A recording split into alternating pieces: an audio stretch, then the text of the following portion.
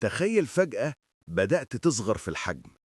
هياخد وقت قد إيه لحد ما تبقى قد ذرة تراب؟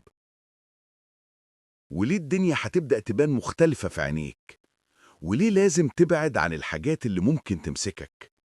النهاردة هتبدأ تصغر بمعدل 1 سنتي كل ثانية، من حجم إنسان عادي لحد ما توصل لحجم جسيم تحت ذري. أهلا بيكم في دماغ فاضية مليانة، القناة اللي بتاخدك في رحلة مختلفة جوه العلم والتاريخ والجغرافيا والسياسة، وبنحول أعقد القضايا العالمية لقصص بسيطة وسهلة تتفهم. هنا هتلاقي ملخصات بصرية تخليك تستوعب المعلومة بسرعة وتفتكرها بسهولة. في الفيديو ده هنغوص مع بعض في رحلة خيالية. إيه اللي هيحصل لو بدأت تصغر لحد ما توصل لحجم الذرة؟ هنشوف العالم المجهري من الحشرات لحد الخلايا والجزيئات، ونكتشف أسرار الكون اللي حوالينا. لو بتحب المعرفة، تبسيط العلوم والقصص البصرية، يبقى اشترك في القناة وفعل الجرس عشان توصلك أحدث الحلقات. معانا المعلومة مش بس هتفهمها، دي كمان هتعيشها. مغامرة الانكماش بتاعتك هتبدأ فجأة. هتبدأ بحجم شخص بالغ عادي. وزنك وصوتك وقوة إيدك هيبقوا طبيعيين، بس بعد 10 ثواني بس هتكون قصرت 10 سنتي، يعني حوالي 4 بوصة. الجزء المضحك إن وزنك هيقل أسرع من قوة عضلاتك، فهتحس إنك خفيف ومرن أكتر من الطبيعي.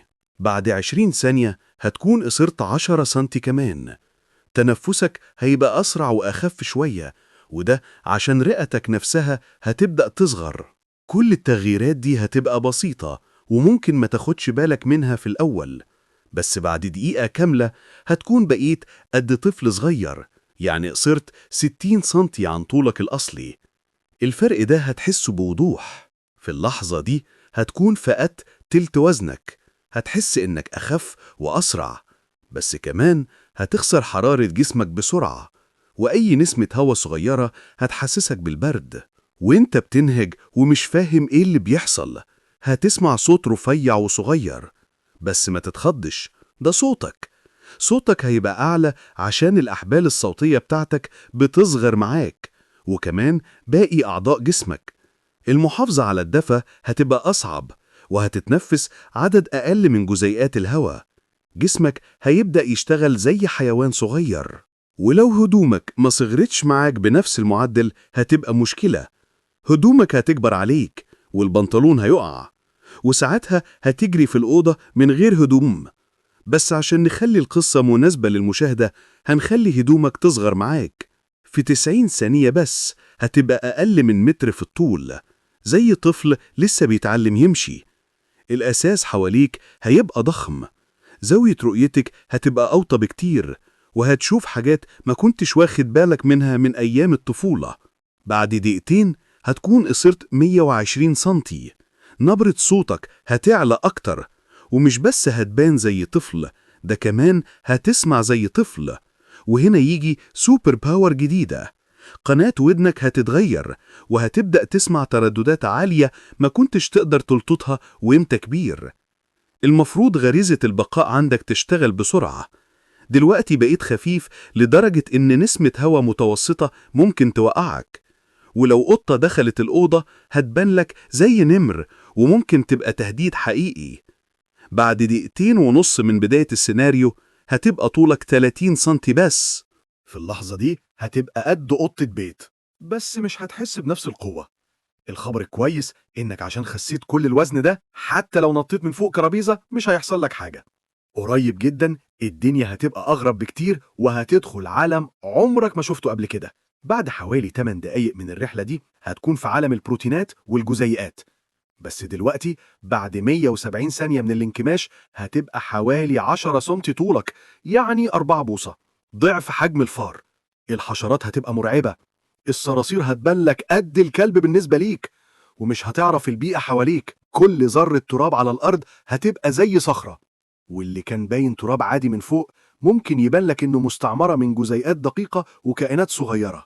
بعد 3 دقايق من رحلتك هتبقى تقريبا 1 مليمتر طولك، يعني قد حشرة كبيرة. ولأي حد بالحجم الطبيعي انت بقيت شبه الحشرة. بس خلي بالك علشان محدش يدوس عليك. في الحجم ده الشقوق اللي في الأرضية هتبان لك زي خنادق، وألياف السجادة هتبقى زي غابة خيزران. الهوا هيبقى مختلف، شبه الشراب السميك، مش عشان الهوا نفسه مختلف، لكن انت بقيت صغير جدا لدرجة ان مقاومة الهوا هتحس بيها في كل خطوة. دلوقتي انت داخل على عالم المجهري. الرحلة هتبدأ تبقى مجنونة. بعد ما تعدي 3 دقايق هتبقى 1 مليمتر بس طولك، يعني قد سمك كارت مايكرو اس دي. هتشوف عث الغبار بيتحرك زي بلدوزرات صغيرة وسط غابة السجادة. هيبقوا نص حجمك تقريبا، والحشرات هتبان عملاقة. النملة هتبقى أطول منك ب5 مرات. هتبقى صغير وضعيف جدا، حتى نفسك هيزقك لورا. ممكن تدخل من ثقب مفتاح، أو تختفي تحت فاصل في الأرضية، أو ببساطة يتشفط في النفس زي ذرة تراب. قريب جدا هتنزل تحت الحد اللي عينك تقدر تشوفه، وهتدخل عالم الميكروبات والخلايا. بعد 4 دقائق من الانكماش هتبقى قد سمك شعرة إنسان واحدة، يعني حوالي 100 مايكرومتر. العالم مش هيبان لك زي الأول، والعالم نفسه مش هيشوفك غير بالميكروسكوب. بص، البركة الهلامية اللي قدامك دي كائن حي اسمه أميبا. الأميبا دي كائن حي صغير جدا مكون من خلية واحدة بس. العلماء بيسموه كائن وحيد الخلية، مع إنه خلية واحدة لكنه معقد، في نواة وأجزاء داخلية. الكائن الصغير ده بياكل عن طريق إنه يحضن الأكل ويمتصه. الأميبا دلوقتي قدك تقريبا، فخلي بالك ما تسيبهاش تحضنك. وكمان بلاش تقرب من الباراميسيوم، دول زي الأميبا برضو بس أكبر منك 3 مرات. والأخطر إنهم صراع جدا، بيقدروا يسبحوا بسرعة 2 مليمتر في الثانية، والسرعة دي على مقاسك هتبان زي سرعة خارقة. الحظ الحلو إنهم ما يقدروش يعيشوا غير في المية، فحاول تبعد عن نقط المية. يعني النصيحة دي كويسة ليك دلوقتي على أي حال بالنظر لحجمك. العالم المجهري ده هيبقى جديد ومثير جدا. شايف الكائن اللي شكله شبه دب صغير؟ ده اسمه التارديجراد أو الدب المائي المجهري.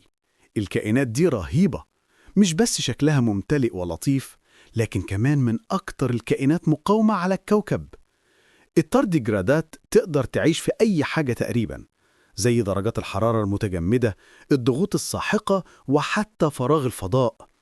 ومع إن شكلها ودود، الأحسن تبعد عن طريقها. في اللحظة دي مش بس هتبقى صغير ومش باين للعين المجردة، لكن كمان عينيك نفسها مش هتشوف زي الأول. دلوقتي هتبقى قد طول الموجة بتاعت الضوء المرئي. كل حاجة هتبان لك ضبابية، والألوان هتبدأ تختفي. في العالم المجهري الجديد ده حتى مشيتك هتتغير. الجاذبية هتحس إنها أضعف، وممكن تمشي على نقطة مية. قوة الشد السطحي هتسند وزنك الصغير ومش هتقع. المشي على المية بيبقى حقيقي لما تبقى صغير كده. بعد 5 دقايق من بداية رحلتك هتشوف غابة من أبواغ العفن والخيوط الفطرية حواليك، وكمان هتبدأ تشوف أكبر أنواع البكتيريا. بس لسه وقت إنك تصغر أكتر. بعد 6 دقايق من الانكماش هتبقى قد خلية بشرية. الكتل البيضة اللي قدامك دي كرات الدم البيضة، والحمرة بالظبط كرات الدم الحمرة. جوه وعاء دموي بشري هتحس إنك راكب على خلايا الدم. خلي بالك من الكرات البيضة، دي كرات مليانة نتوءات زي الأذرع، جاهزة تمسك وتبلع أي بكتيريا في أي لحظة. ولو كنت على سطح الجلد، المسام هتبلل زي فوهات بركانية ضخمة على كوكب غريب. في الحجم ده الخلايا العصبية هتبان لك زي أشجار عملاقة بأغصانها اللي هي المحاور والتشعبات العصبية. لما توصل لحجم نص مايكرومتر هتقدر تتجول جوه خلية بشرية وتستكشف المخزن المزدحم بنواة الخلية. بس مش كل حاجة تمام في الكون الخلوي ده. جوه خلية عصبية بتنتج دوبامين، بروتين كان شغال طبيعي يبدأ يتلخبط، يلف في شكل غريب زي ورقة متكرمشة. الإنزيم ده مش بيقوم بدوره. الأسوأ إنه بيبدأ سلسلة تفاعلات بتضر باقي أجزاء الخلية. وبعد شوية التوتر والتراكم السام يبدأ يقتل الخلايا العصبية. اللي بتشوفه ده هو السبب الأساسي لمرض باركنسون. الضرر ده من إنزيم مشوه ممكن يسبب مشاكل في الحركة، الذاكرة والتفكير. بس استنى، وانت بتصغر أكتر هتظهر احتمالات جديدة. لما توصل لحجم 10 نانومتر بعد 8 دقايق و20 ثانية من بداية الانكماش هتدخل عالم الجزيئات. الأمور داخلة على المستوى تحت المجهري.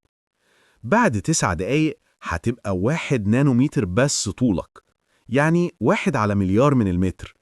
دلوقتي هتبقى قد الجزيئات الصغيرة والذرات الكبيرة. الجزيء اللي بيصلح الإنزيم من فوق هيبقى قدامك، وجنبك ذرة كربون واحدة أصغر منك 3 مرات. أنت نفسك هتبقى حوالي 5 ل10 ذرات في الطول، بس مش هتشوف أي حاجة بعينيك عشان دلوقتي أنت أصغر من أقصر موجات الضوء المرئي، لكن هتقدر تلمس الحاجات حواليك. الذرات هتديك إحساس مقاومة غامض، ده بسبب الإلكترونات اللي بتعمل قوة كهرومغناطيسية جوه الذرة. النواة الذرية اللي هي قلب الذرة هتكون أصغر بكتير، دي قطرها فيمتومتر واحد، يعني 1 على 100,000 من حجمك دلوقتي. بعد 10 دقايق من الانكماش المستمر هتبقى قد الذرة نفسها، وده الوقت اللي قوانين الفيزياء هتبدأ تخرج عن السيطرة. انت دلوقتي في العالم الكمي، مفهوم الشكل الثابت أو الرؤية العادية هيختفي، كل حاجة حواليك هتهتز، ذرة جنبك ممكن فجأة تبدل مكانها مع ذرة تانية، وده اسمه قفزة كمية.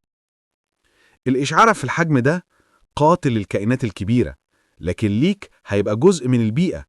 فوتون أشعة سينية ممكن يعدي من خلالك، أكبر منك وياخدك معاه زي ورقة في إعصار.